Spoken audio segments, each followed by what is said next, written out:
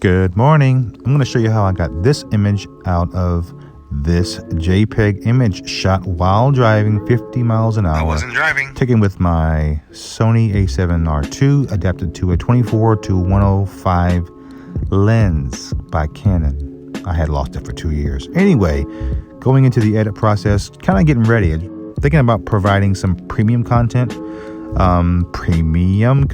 money.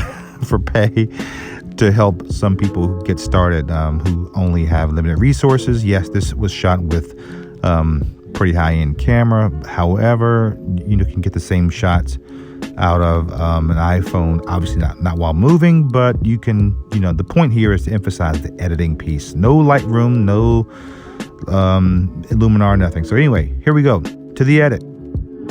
Using Snapseed for iPhone. Brighten up the shadows here using curves. I love curves. I added another curve here to brighten up the building, the Capitol. I had to mask it in. That's the flexibility there in Snapseed to do that.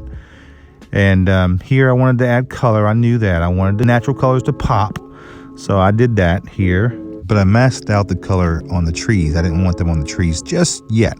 I don't usually use sharpening, but I did here because the lens is very soft. Added some glow and some ambience. To make a JPEG shot look halfway as if it was shot in RAW, you have to add dimension.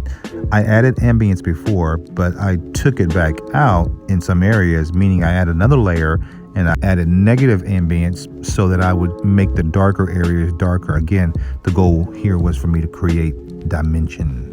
I don't always play with white balance, but I did here because the sun was setting as I went home that night. This was Sunday the 18th, I think, of April.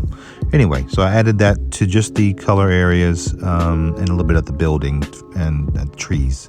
What I didn't say earlier was that I used some dodging and burning with using those curves on the tree areas to brighten them. But here I'm going to use some sharpening and some clarity and doing the same kind of thing. I wanted those areas to pop out. I used this process in Lightroom when I use Lightroom to mask in sharpening to control where I want it, and so I did that here. Curves, I'm using some curves to darken the lower area. I don't want it to be a focal area, too much detail down there.